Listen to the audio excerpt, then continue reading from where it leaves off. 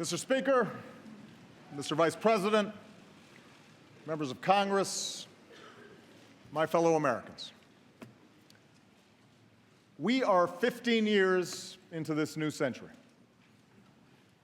15 years that dawned with terror touching our shores, that unfolded with a new generation fighting two long and costly wars, that saw a vicious recession spread across our nation and the world. It has been and still is a hard time for many. But tonight, we turn the page. Tonight, after a breakthrough year for America, our economy is growing and creating jobs at the fastest pace since 1999.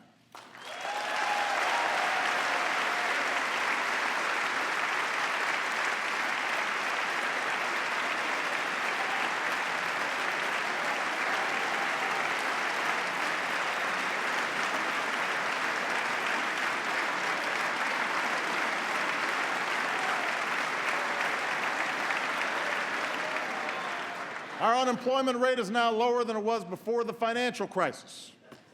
More of our kids are graduating than ever before. More of our people are insured than ever before.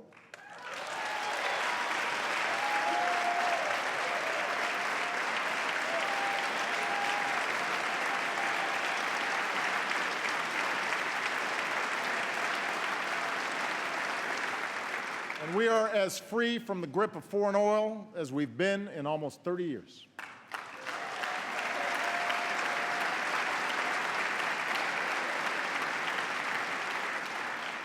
Tonight, for the first time since 9/11, our combat mission in Afghanistan is over.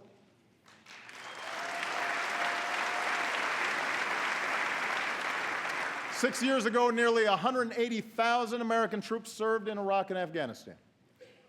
Today, fewer than 15,000 remain.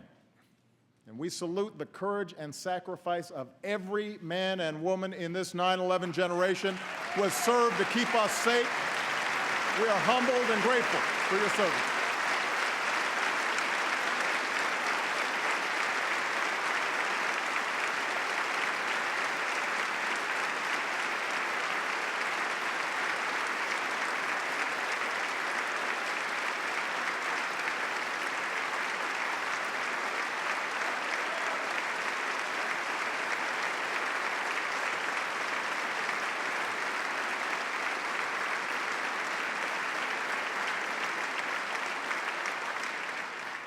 America, for all that we have endured, for all the grit and hard work required to come back, for all the tasks that lie ahead, know this: the shadow of crisis has passed, and the state of the union is strong.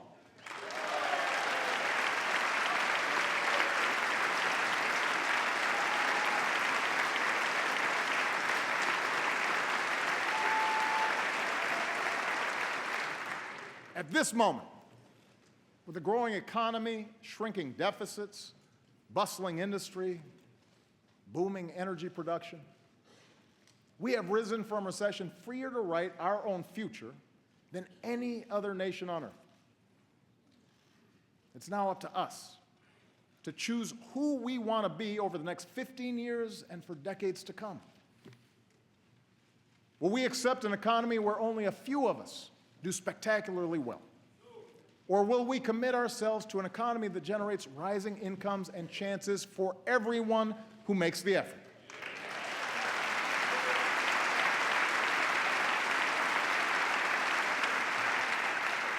Will we approach the world fearful and reactive, dragged into costly conflicts that strain our military and set back our standing?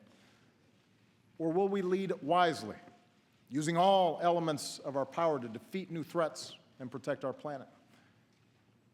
Will we allow ourselves to be sorted into factions and turned against one another?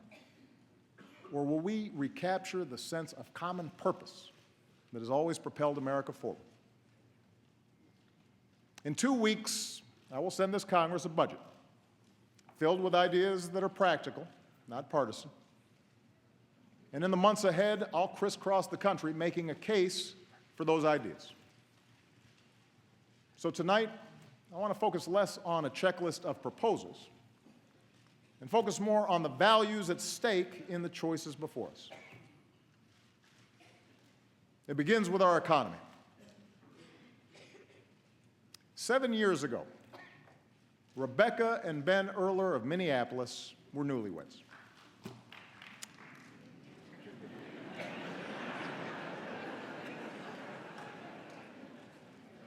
She waited tables, he worked construction.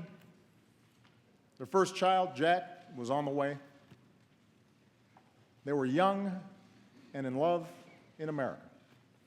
And it doesn't get much better than that. If only we had known, Rebecca wrote to me last spring, what was about to happen to the housing and construction market. As the crisis worsened, Ben's business dried up. So he took what jobs he could find, even if they kept him on the road for long stretches of time. Rebecca took out student loans and enrolled in community college and retrained for a new career. They sacrificed for each other. And slowly it paid off. They bought their first home. They had a second son, Henry. Rebecca got a better job and then a raise. Ben's back in construction and home for dinner every night. It is amazing, Rebecca wrote, what you can bounce back from when you have to. We are a strong, tight-knit family who has made it through some very, very hard times. We are a strong, tight-knit family who has made it through some very, very hard times. America, Rebecca and Ben's story is our story. They represent the millions who've worked hard and scrimped and sacrificed and retooled. You are the reason that I ran for this office. You are the people I was thinking of 6 years ago today, in the darkest months of the crisis, when I stood on the steps of this Capitol and promised we would rebuild our economy on a new foundation. And it has been your resilience, your effort, that has made it possible for our country to emerge stronger. We believed we could reverse the tide of outsourcing and draw new jobs to our shores. And over the past 5 years, our businesses have created more than 11 million new jobs.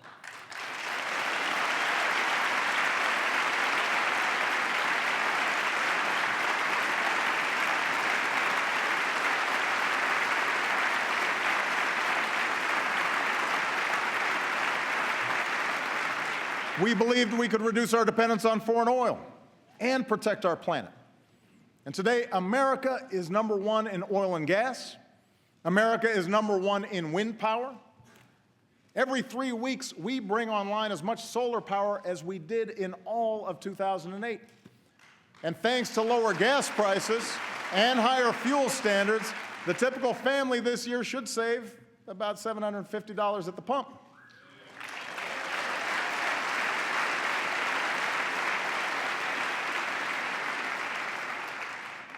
We believed we could prepare our kids for a more competitive world. And today, our younger students have earned the highest math and reading scores on record. Our high school graduation rate has hit an all-time high. More Americans finish college than ever before.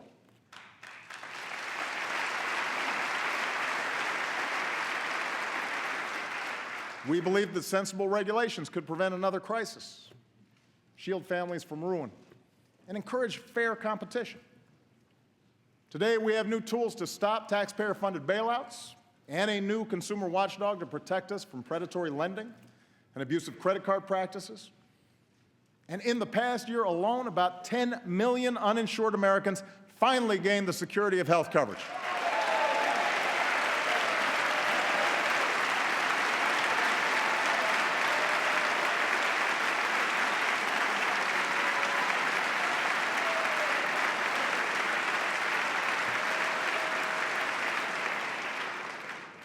At every step, we were told our goals were misguided or too ambitious, that we would crush jobs and explode deficits. Instead, we've seen the fastest economic growth in over a decade, our deficits cut by 2/3, a stock market that has doubled, and healthcare inflation at its lowest rate in 50 years.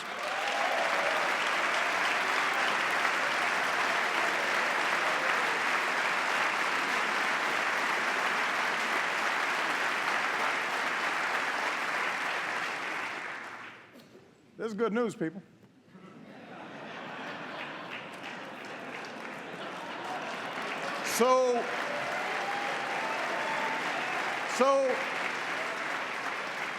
So the verdict is clear.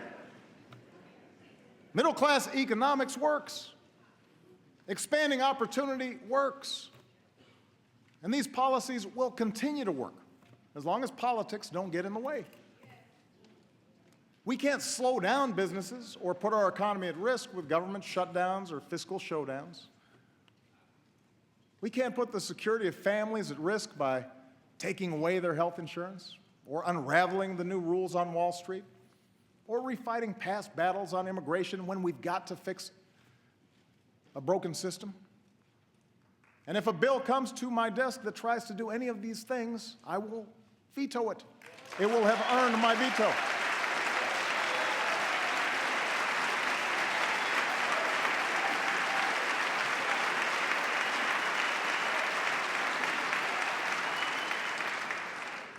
Today, thanks to a growing economy, the recovery is touching more and more lives. Wages are finally starting to rise again. We know that more small business owners plan to raise their employees' pay than at any time since 2007. But here's the thing. Those of us here tonight, we need to set our sights higher than just making sure government doesn't screw things up. The government doesn't halt the progress we're making. We need to do more than just do no harm. Tonight, together, let's do more to restore the link between hard work and growing opportunity for every American.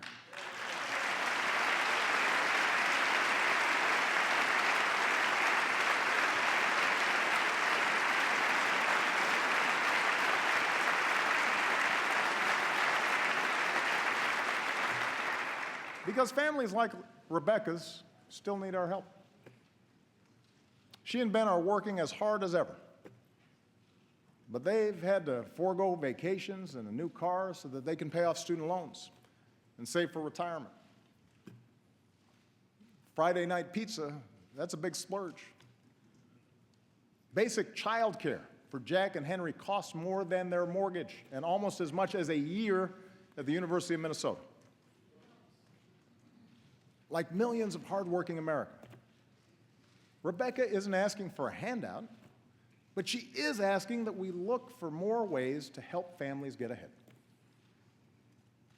And in fact, at every moment of economic change throughout our history, this country has taken bold action to adapt to new circumstances and to make sure everyone gets a fair shot.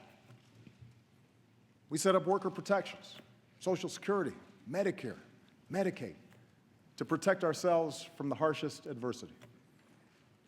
We gave our citizens schools and colleges, infrastructure, and the internet, tools they needed to go as far as their efforts and their dreams will take them. That's what middle-class economics is. The idea that this country does best when everyone gets their fair shot. Everyone does their fair share. Everyone plays by the same set of rules.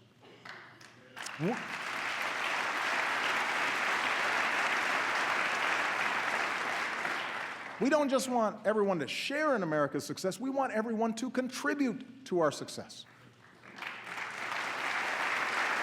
So what does middle-class economics require in our time?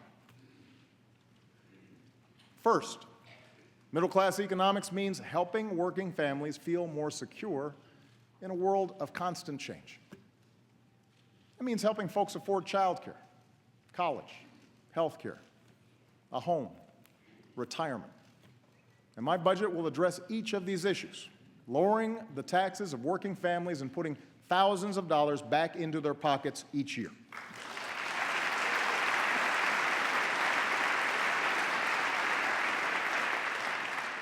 Here's one example.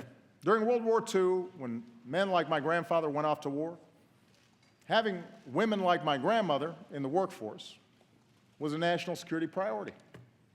So this country provided universal child care.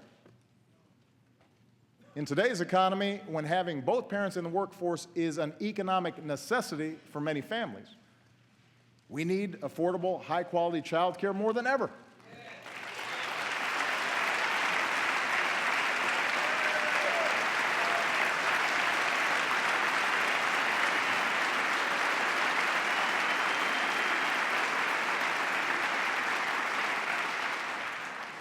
It's not a nice to have, it's a must have. So it's time we stop treating child care as a side issue or as a women's issue and treat it like the national economic priority that it is for all of us.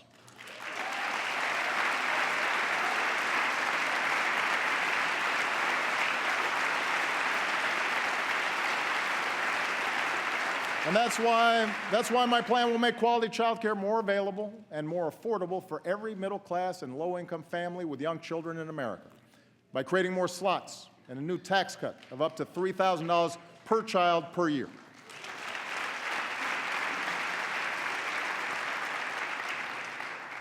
Here's another example. Today, we are the only advanced country on earth that doesn't guarantee paid sick leave or paid maternity leave to our workers. 43 million workers have no paid sick leave. 43 million. Think about that. And that forces too many parents to make the gut-wrenching choice between a paycheck and a sick kid at home. So I'll be taking new action to help states adopt paid leave laws of their own. And since paid sick leave won where it was on the ballot last November, let's put it to a vote right here in Washington. Send me a bill that gives every worker in America the opportunity to earn 7 days of paid sick leave. It's the right thing to do. It's the right thing to do.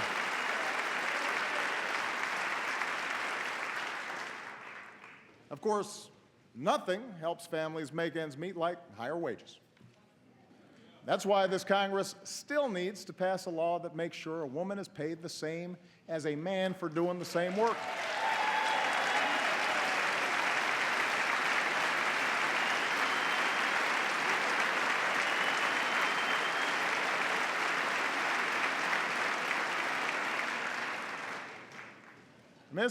It's 2015. It's time. We still need to make sure employees get the overtime they've earned. And everyone in this Congress who still refuses to raise the minimum wage, I say this: if you truly believe you could work full-time and support a family on less than $15,000 a year, try it. If not, vote to give millions of the hardest working people in America a raise.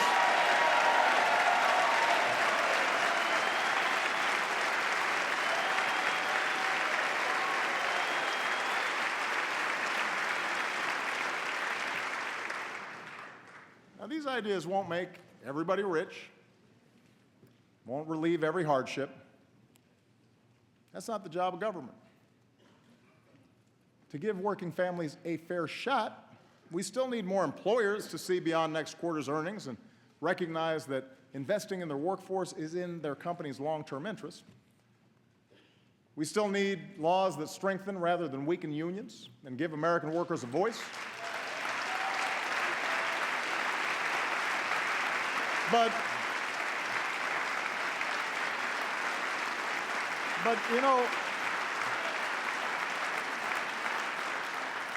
things like child care and sick leave and equal pay, things like lower mortgage premiums and a higher minimum wage, these ideas will make a meaningful difference in the lives of millions of families. That's a fact. And that's what all of us, Republicans and Democrats alike, were sent here to do. And second, to make sure folks keep earning higher wages down the road, we have to do more to help Americans upgrade their skills. You know, America thrived in the 20th century because we made high school free, send a generation of GIs to college, train the best workforce in the world. We were ahead of the curve. But other countries caught on. And in a 21st century economy that rewards knowledge like never before, we need to up our game. We need to do more. By the end of this decade, 2 in 3 job openings will require some higher education. 2 in 3.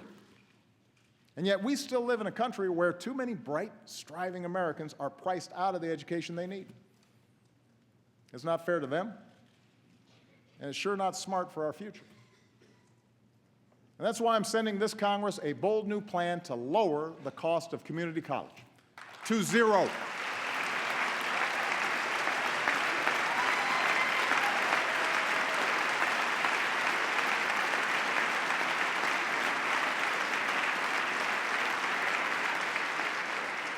Keep in mind, 40% of our college students choose community college. Some are young and starting out. Some are older and looking for a better job. Some are veterans and single parents trying to transition back into the job market. Whoever you are, this plan is your chance to graduate ready for the new economy without a load of debt. Understand, you've got to earn it. You've got to keep your grades up and graduate on time. Tennessee, a state with Republican leadership, and Chicago, a city with Democratic leadership, are showing that free community college is possible. I want to spread that idea all across America so that 2 years of college becomes as free and universal in America as high school is today.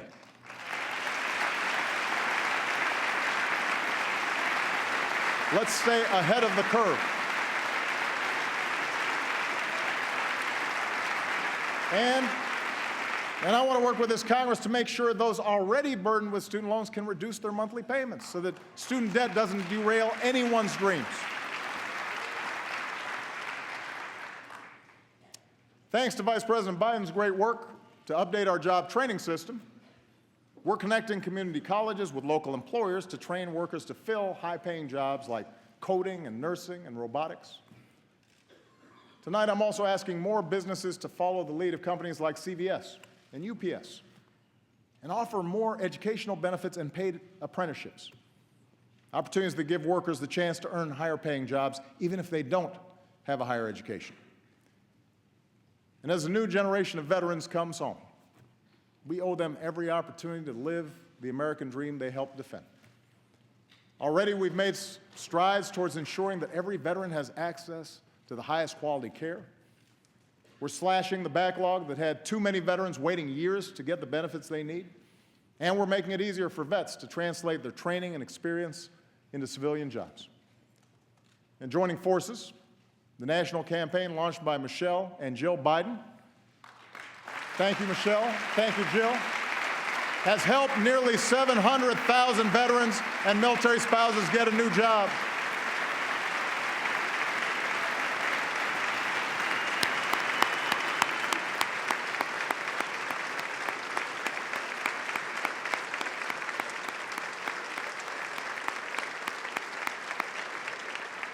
So to every CEO in America, let me repeat, if you want somebody who's going to get the job done and done right, hire a veteran.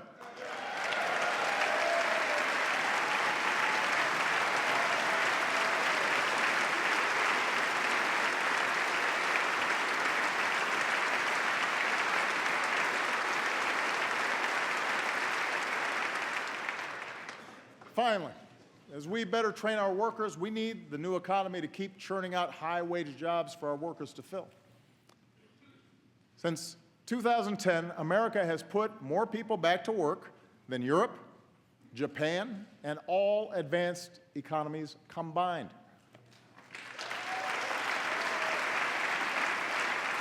Our manufacturers have added almost 800,000 new jobs. Some of our bedrock sectors, like our auto industry, are booming. But there are also millions of Americans who work in jobs that didn't even exist 10 or 20 years ago. Jobs at companies like Google and eBay and Tesla. So no one knows for certain which industries will generate the jobs of the future. But we do know we want them here in America. We know that.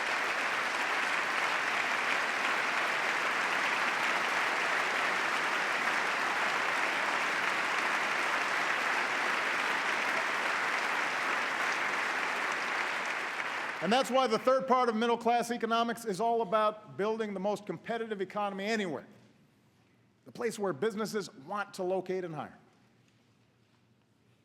21st century businesses need 21st century infrastructure, modern ports and stronger bridges, faster trains, and the fastest internet.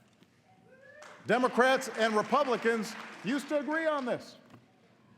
So let's set our sights higher than a single oil pipeline. Let's pass a bipartisan infrastructure plan that could create more than 30 times as many jobs per year and make this country stronger for decades to come. Let's do it. Let's get it done. Let's get it done. 21st century businesses, including small businesses, need to sell more American products overseas.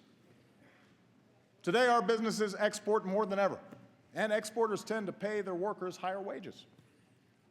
But as we speak, China wants to write the rules for the world's fastest growing region. That would put our workers and our businesses at a disadvantage. Why would we let that happen? We should write those rules. We should level the playing field. That's why I'm asking both parties to give me trade promotion authority to protect American workers with strong new trade deals from Asia to Europe that aren't just free, but are also fair. It's the right thing to do.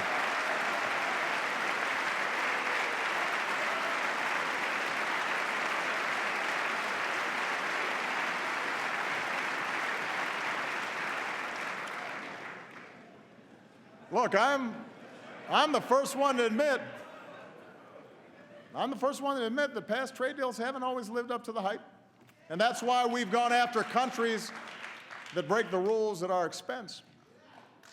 But 95% of the world's customers live outside our borders. We can't close ourselves off from those opportunities. More than half of manufacturing executives have said they're actively looking to bring jobs back from China. So let's give them one more reason to get it done. 21st century businesses will rely on American science and technology, research and development. I want the country that eliminated polio and mapped the human genome to lead a new era of medicine, one that delivers the right treatment at the right time.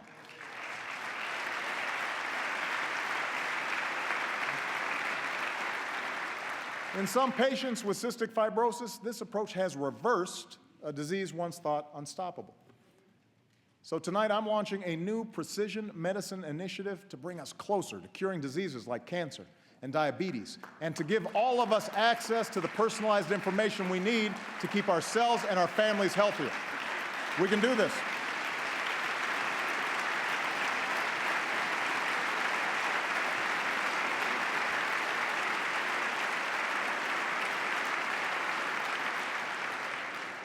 I intend to protect a free and open internet, extend its reach to every classroom and every community, and help folks build the fastest networks so that the next generation of digital innovators and entrepreneurs have the platform to keep reshaping our world.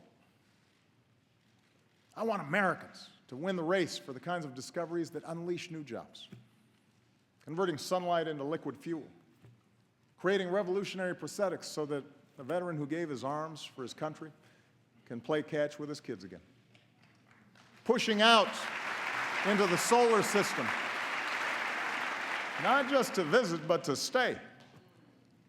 Last month, we launched a new spacecraft as part of a re-energized space program that will send American astronauts to Mars. And in 2 months, to prepare us for those missions, Scott Kelly will begin a year-long stay in space. So good luck, Captain. Make sure to Instagram it. We're proud of it.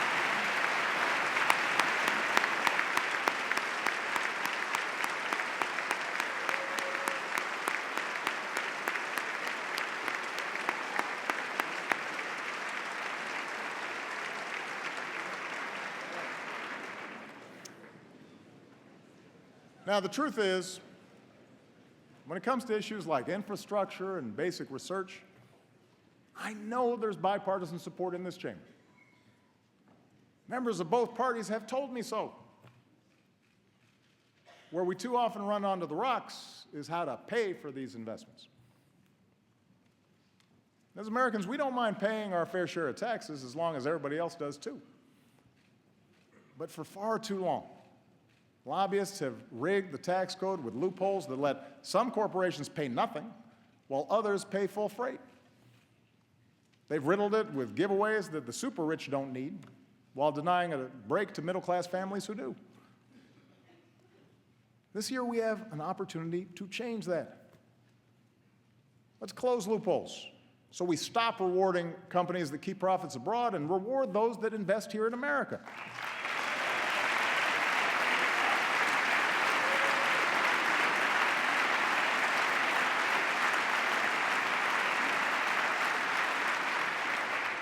Let's use those savings to rebuild our infrastructure and to make it more attractive for companies to bring jobs home. Let's simplify the system and let a small business owner file based on her actual bank statement instead of the number of accountants she can afford.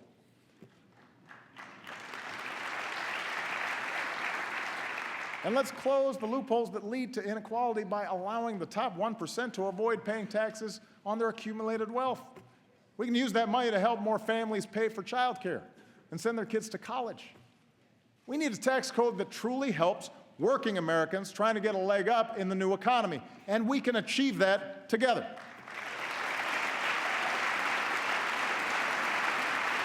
We can achieve it together.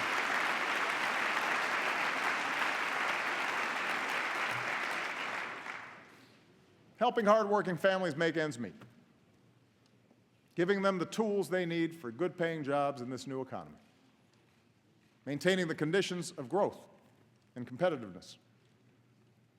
This is where America needs to go. I believe it's where the American people want to go. It'll make our economy stronger a year from now, 15 years from now, and deep into the century ahead. Of course, if there's one thing this new century has taught us, it's that we cannot separate our work here at home from challenges beyond our shores. My first duty as Commander-in-Chief is to defend the United States of America. In doing so, the question is not whether America leads in the world, but how.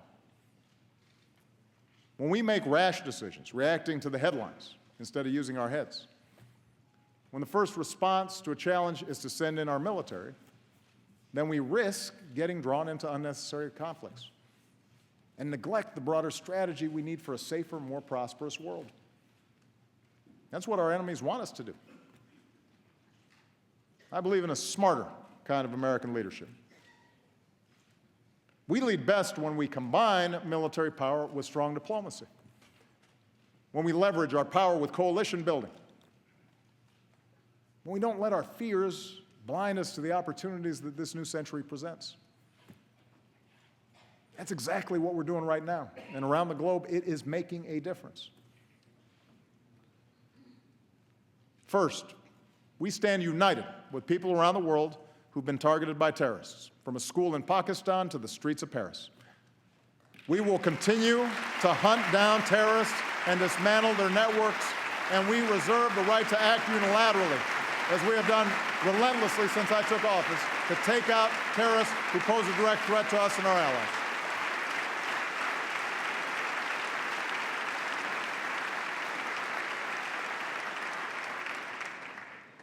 At the same time, we've learned some costly lessons over the last 13 years. Instead of Americans patrolling the valleys of Afghanistan, we've trained their security forces, who've now taken the lead. And we've honored our troops' sacrifice by supporting that country's first democratic transition. Instead of sending large ground forces overseas, we're partnering with nations from South Asia to North Africa to deny safe haven to terrorists who threaten America. In Iraq and Syria, American leadership, including our military power, is stopping ISIL's advance. Instead of getting dragged into another ground war in the Middle East, we are leading a broad coalition, including Arab nations, to degrade and ultimately destroy this terrorist group. We're also supporting a moderate opposition in Syria that can help us in this effort, and assisting people everywhere who stand up to the bankrupt ideology of violent extremism. Now, this effort will take time. It will require focus. But we will succeed.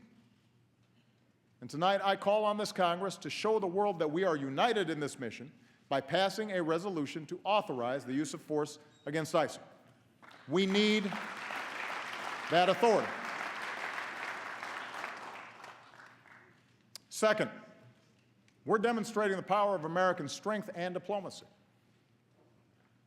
We're upholding the principle that bigger nations can't bully the small by opposing Russian aggression and supporting Ukraine's democracy and reassuring our NATO allies.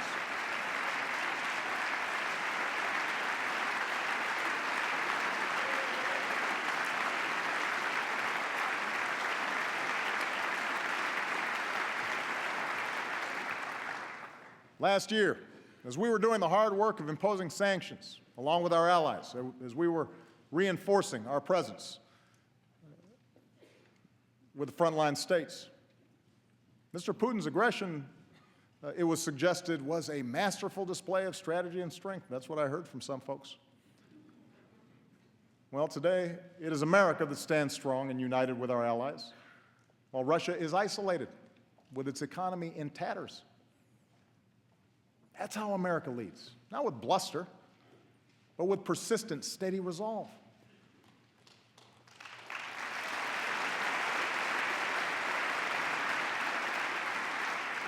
You know, in Cuba, we are ending a policy that was long past its expiration date.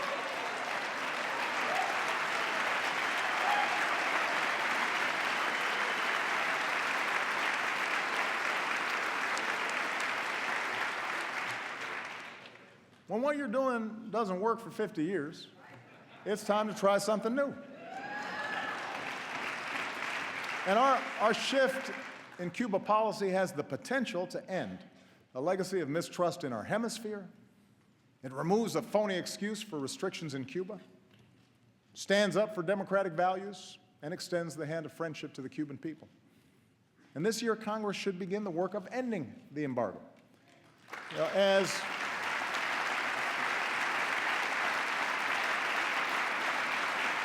His Holiness Pope Francis has said, diplomacy is the work of small steps. These small steps have added up to new hope for the future in Cuba. And after years in prison, we are overjoyed that Alan Gross is back where he belongs. Welcome home, Alan. We're glad you're here.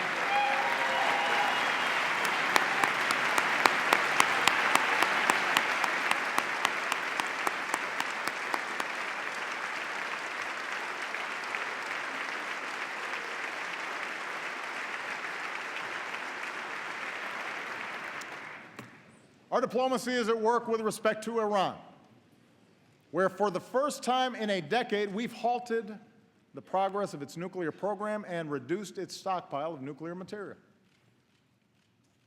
Between now and this spring, we have a chance to negotiate a comprehensive agreement that prevents a nuclear-armed Iran, secures America and our allies, including Israel, while avoiding yet another Middle East conflict.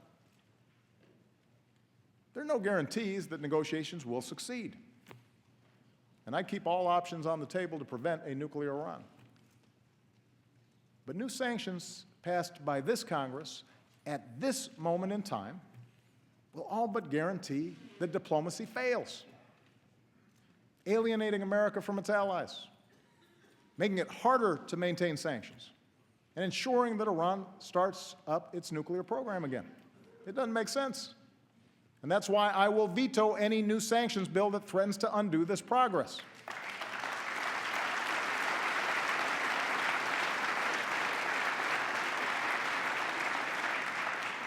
The American people expect us only to go to war as a last resort, and I intend to stay true to that wisdom.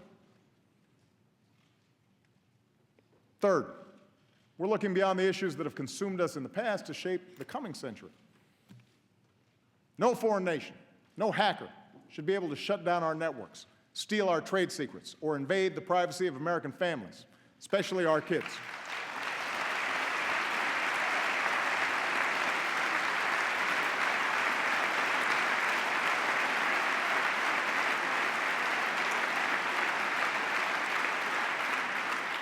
So we're making sure our government integrates intelligence to combat cyber threats, just as we have done to combat terrorism. And tonight, I urge this Congress to finally pass the legislation we need to better meet the evolving threat of cyber attacks, combat identity theft, and protect our children's information. That should be a bipartisan effort.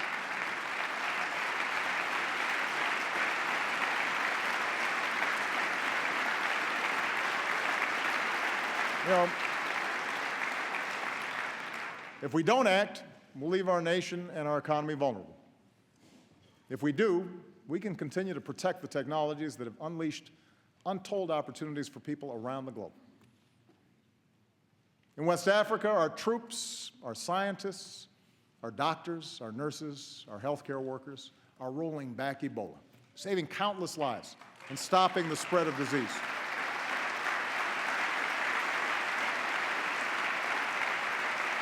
I could not be prouder of them.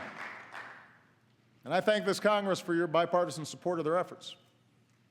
But the job is not yet done, and the world needs to use this lesson to build a more effective global effort to prevent the spread of future pandemics, invest in smart development, and eradicate extreme poverty.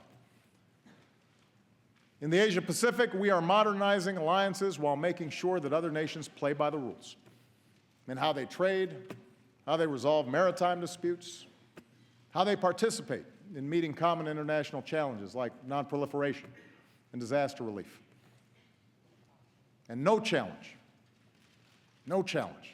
poses a greater threat to future generations than climate change. –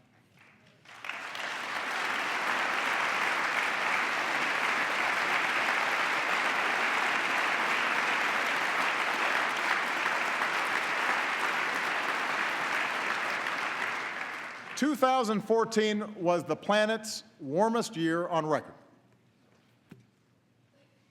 Now, one year doesn't make a trend, but this does. 14 of the 15 warmest years on record have all fallen in the first 15 years of this century. I've heard some folks try to dodge the evidence by saying they're not scientists, that we don't have enough information to act. Well, I'm not a scientist either. But you know what? I know a lot of really good scientists at NASA and at NOAA and at our major universities. And the best scientists in the world are all telling us that our activities are changing the climate. And if we don't act forcefully, we'll continue to see rising oceans, longer, hotter heat waves, dangerous droughts and floods, and massive disruptions that can trigger greater migration and conflict and hunger around the globe. The Pentagon says that climate change poses immediate risks to our national security. We should act like it. And that's why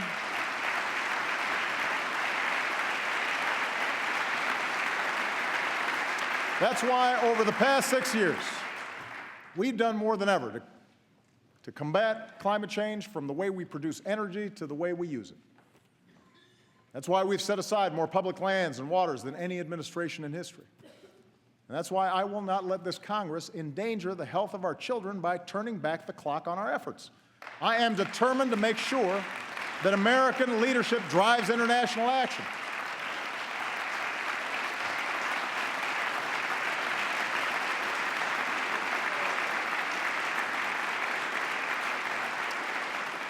In Beijing, we made a historic announcement. The United States will double the pace at which we cut carbon pollution, and China committed for the first time to limiting their emissions. And because the world's two largest economies came together, other nations are now stepping up and offering hope that this year the world will finally reach an agreement to protect the one planet we've got. And there's one last pillar of our leadership, and that's the example of our values. As Americans, we respect human dignity even when we're threatened, which is why I have prohibited torture and worked to make sure our use of new technology like drones is properly constrained.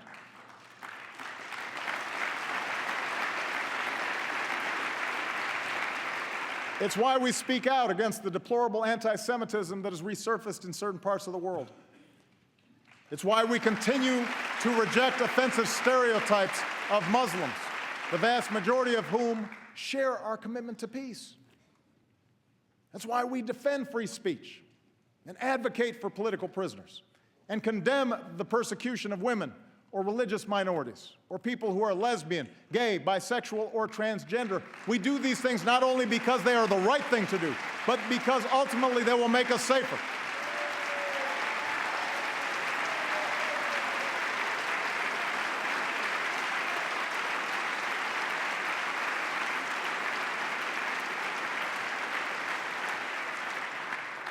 As Americans, we have a profound commitment to justice. So it makes no sense to spend $3 million per prisoner to keep open a prison that the world condemns and terrorists use to recruit. Since I've been president, we've worked responsibly to cut the population of Gitmo in half. Now it is time to finish the job, and I will not relent in my determination to shut it down. It is not who we are. It's time to close Gitmo.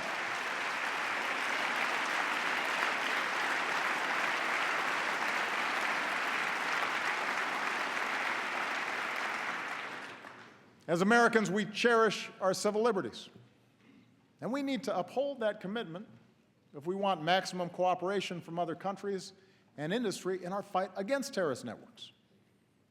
So while some have moved on from the debates over our surveillance programs, I have not.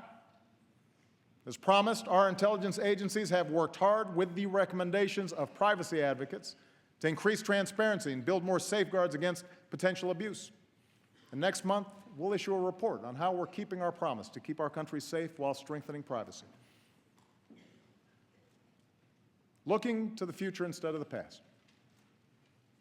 Making sure we match our power with diplomacy and use force wisely. Building coalitions to meet new challenges and opportunities. Leading always with the example of our values. That's what makes us exceptional. That's what keeps us strong. That's why we have to keep striving to hold ourselves to the highest of standards, our own. You know, just over a decade ago, I gave a speech in Boston where I said there wasn't a liberal America or a conservative America, a black America or a white America, but a United States of America. I said this because I had seen it in my own life, in a nation that gave someone like me a chance. Because I grew up in Hawaii, a melting pot of races and customs. Because I made Illinois my home, a state of small towns, rich farmland, one of the world's great cities, a microcosm of the country where Democrats and Republicans and independents, good people of every ethnicity and every faith, share certain bedrock values. Over the past 6 years, the pundits have pointed out more than once that my presidency hasn't delivered on this vision. How ironic, they say, that our politics seems more divided than ever.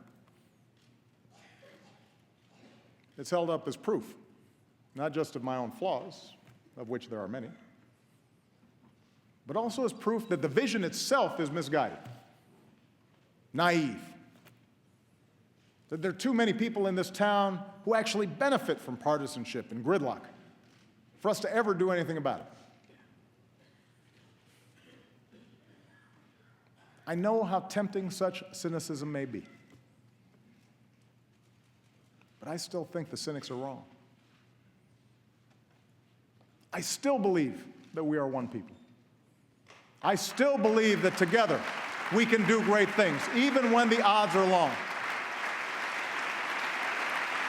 I believe this Because over and over in my 6 years in office, I have seen America at its best.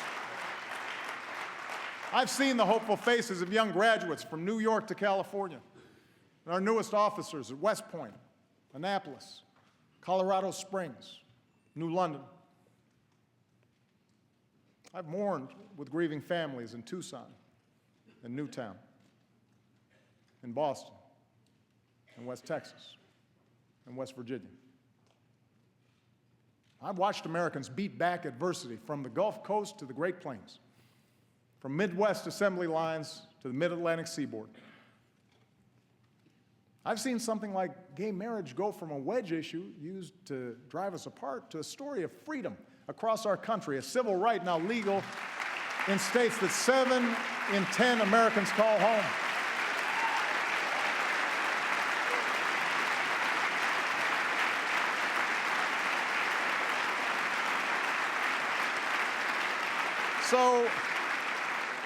So I know the good and optimistic and big-hearted generosity of the American people, who every day live the idea that we are our brother's keeper and our sister's keeper.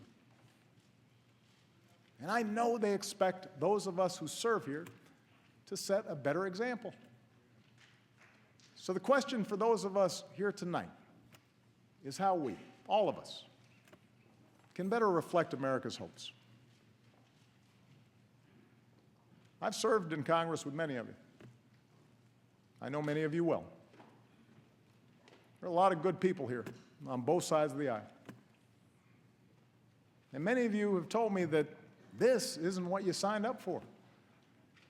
Arguing past each other on cable shows, the constant fundraising, always looking over your shoulder at how the base will react to every decision. Imagine if we broke out of these tired old patterns. Imagine if we did something different. Understand, a better politics isn't one where Democrats abandon their agenda or Republicans simply embrace mine. A better politics is one where we appeal to each other's basic decency instead of our basest fears.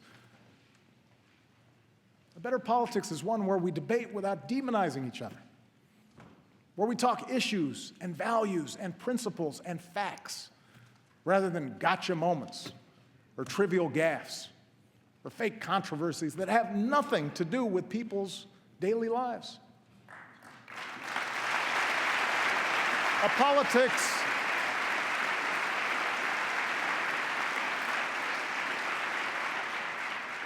better politics is one where we spend less time drowning in dark money for ads that pull us into the gutter and spend more time lifting young people up with a sense of purpose and possibility, asking them to join in the great mission of building America.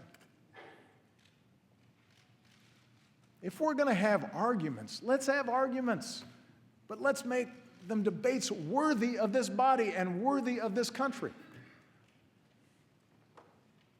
We still may not agree on a woman's right to choose, but surely we can agree it's a good thing that teen pregnancies and abortions are nearing all-time lows and that every woman should have access to the health care that she needs.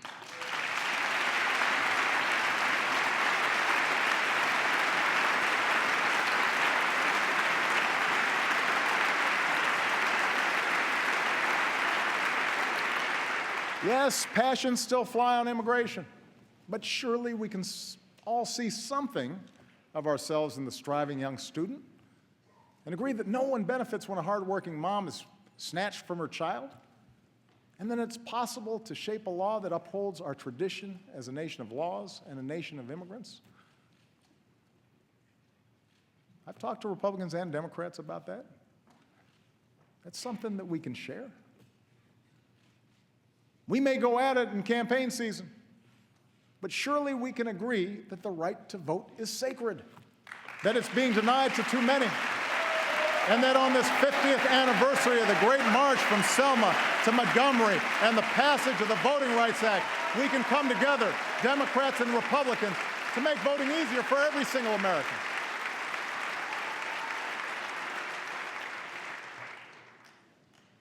We may have different takes on the events of Ferguson and New York, but Surely we can understand a father who fears his son can't walk home without being harassed.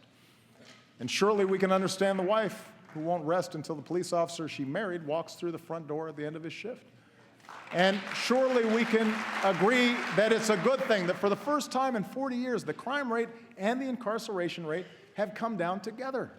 And use that as a starting point for Democrats and Republicans, community leaders and law enforcement to reform America's criminal justice system so that it protects and serves all of us.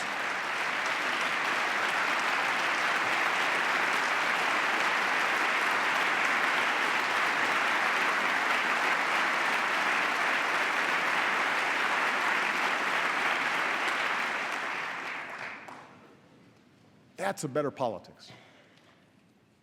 That's how we start rebuilding trust. That's how we move this country forward. That's what the American people want. And that's what they deserve. I have no more campaigns to run. My only agenda, I know because I won both of them.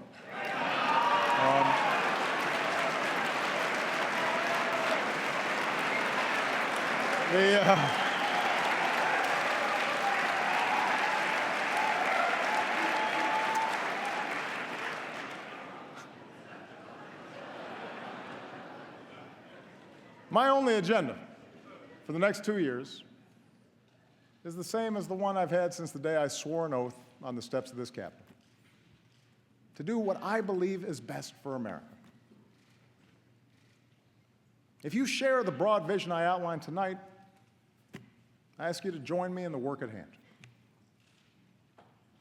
If you disagree with parts of it, I hope you'll at least work with me where you do agree. And I commit to every Republican here tonight that I will not only seek out your ideas, I will seek to work with you to make this country stronger.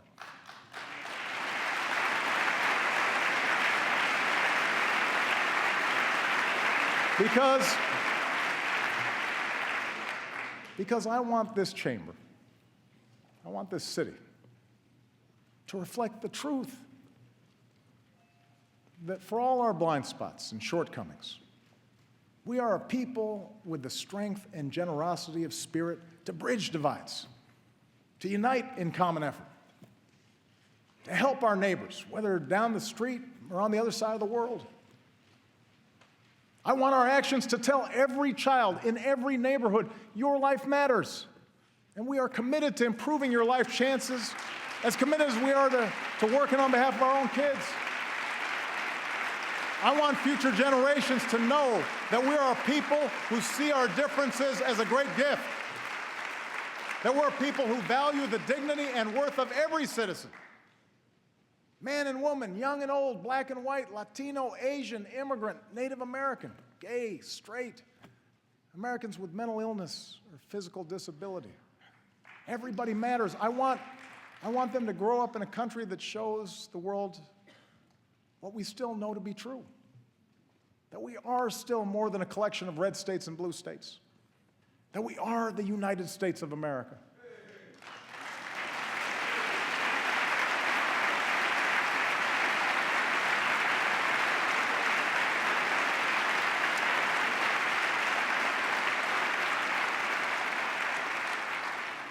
I want them to grow up in a country where a young mom can sit down and write a letter to her president with a story that sums up these past 6 years. It's amazing what you can bounce back from when you have to. We are a strong, tight-knit family who's made it through some very, very hard times. My fellow Americans, we too are a strong, tight-knit family. We too have made it through some hard times. 15 years into this new century, we have picked ourselves up, dusted ourselves off, and begun again the work of remaking America. We have laid a new foundation. A brighter future is ours to write. Let's begin this new chapter together, and let's start the work right now. Thank you. God bless you. God bless this country we love. Thank you.